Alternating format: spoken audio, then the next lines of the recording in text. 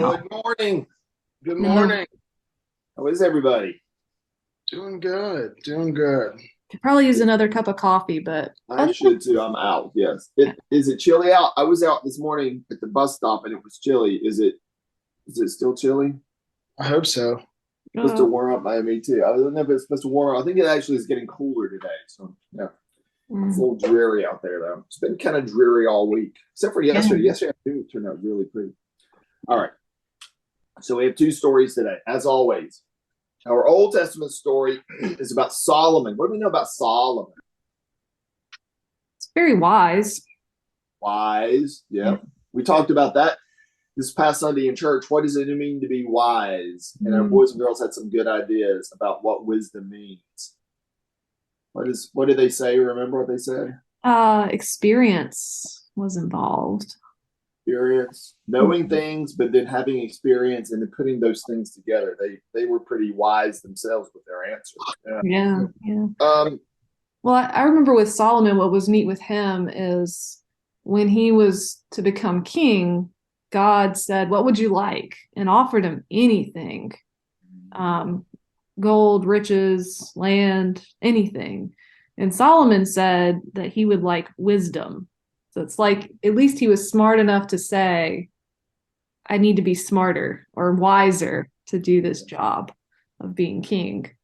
And so he asked God for wisdom so that he could be a good king.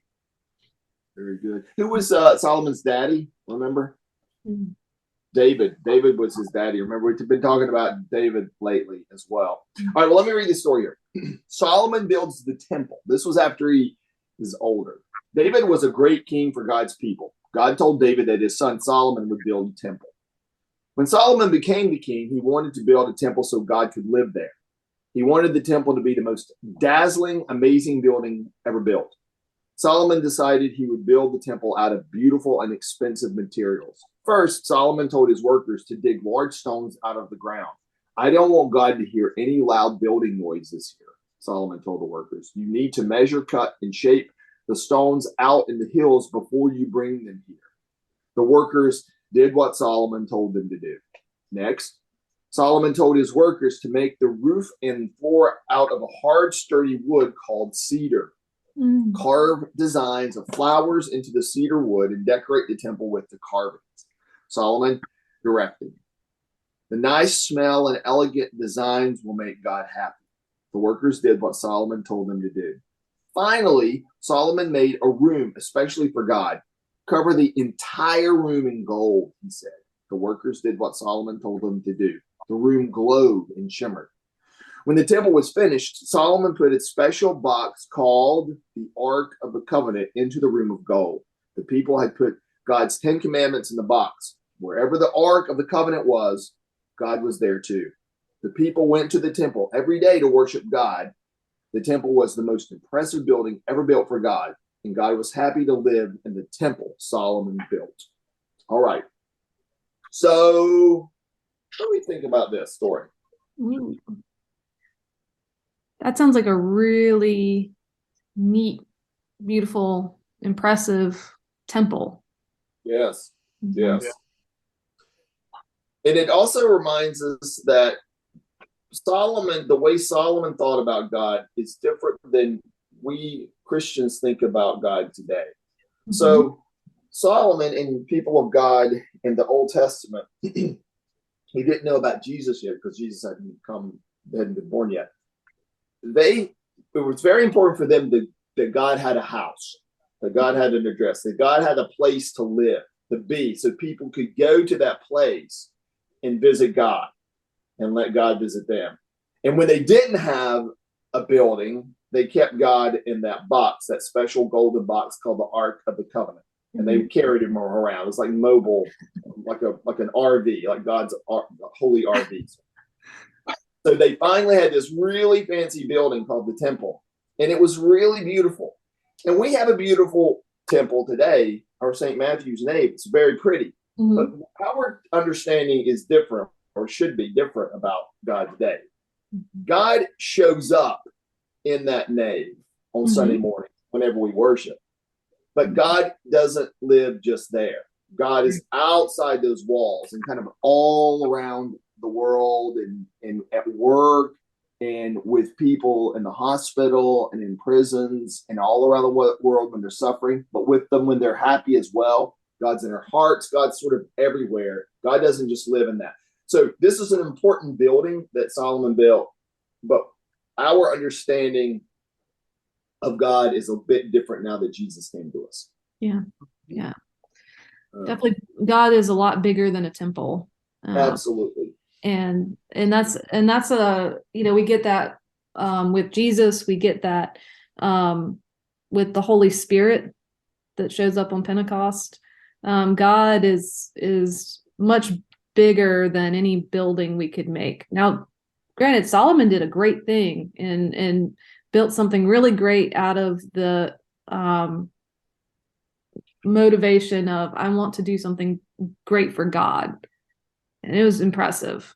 But as impressive as it was, God's bigger than that. Absolutely. Yeah, it's like we saw in the pandemic, and we tried to emphasize that our faith happens beyond the walls of our campus. Mm-hmm. Absolutely. That's a good reminder, Daniel. Remember, and some people reminded us that it wasn't the same being a church, and it really wasn't. The church was special because it's beautiful, and the organ is there, and our altar is there, and it's where we feel comfortable visiting God. But sometimes when we can't be there, we can meet God elsewhere. And we remember when we would have communion in the middle of Vanderhorst Street. Yeah. And people would drive by, and we would sort of like give it to them and stay away from them, and you could smell the exhaust of their car, and it was just not, it wasn't how we wanted it to be, but God still showed up. Yeah, and I think it was tough. It was all of those that you mentioned, but also the church and campus give our community a space to gather, and that's so much a part of our faith that it's not something we do alone, but it's part of the community, the wider body. That's right. So what else have we got? All right. We have another story. This story is from the New Testament, and this is about Zacchaeus. Now, the boys and girls who might be watching this today, they know about Zacchaeus because Miss Fran Fisher. And, I've got this book here. Do you want me to read it? Sure. If y'all have it, you can read it, but I've got it here. You want me to read it? I don't have my copy with me. Okay. All right.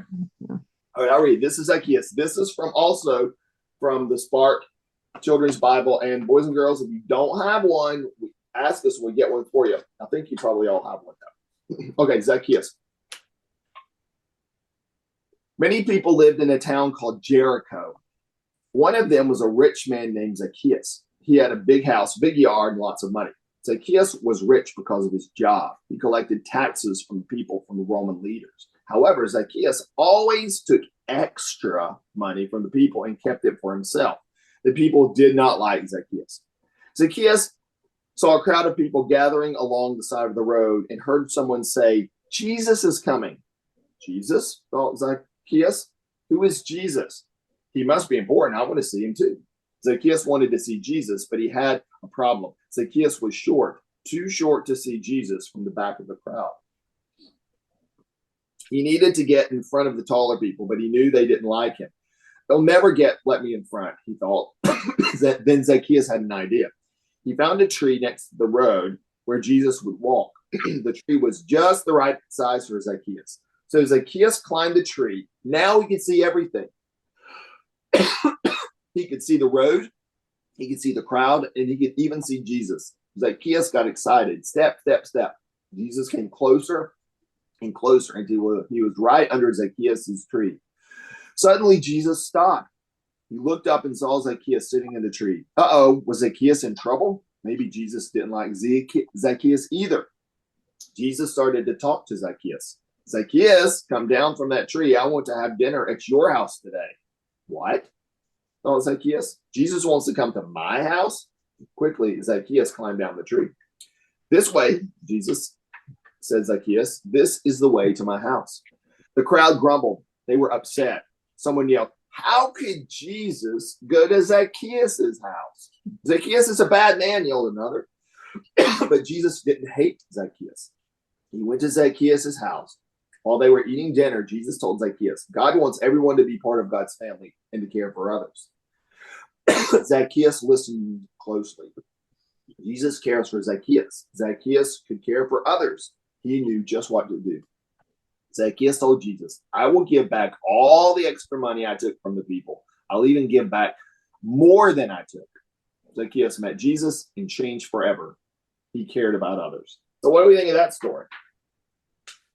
What's the story? Two things going on here. I mean, on the surface, there's this small person, Zacchaeus, who I think, have our boys and girls can relate to, not being able to always see because they can't get up. And he's able to get up and be noticed by Jesus. But then there's this other layer that he's noticed, and he is this person that people don't like. He's sort of on the outside because he's taken their money. He's taken more than he should have, and people don't like that. But despite what Zacchaeus has done, Jesus is still there for him too, and that changes him. But everyone is noticed by Jesus, and Jesus meets everyone where they are.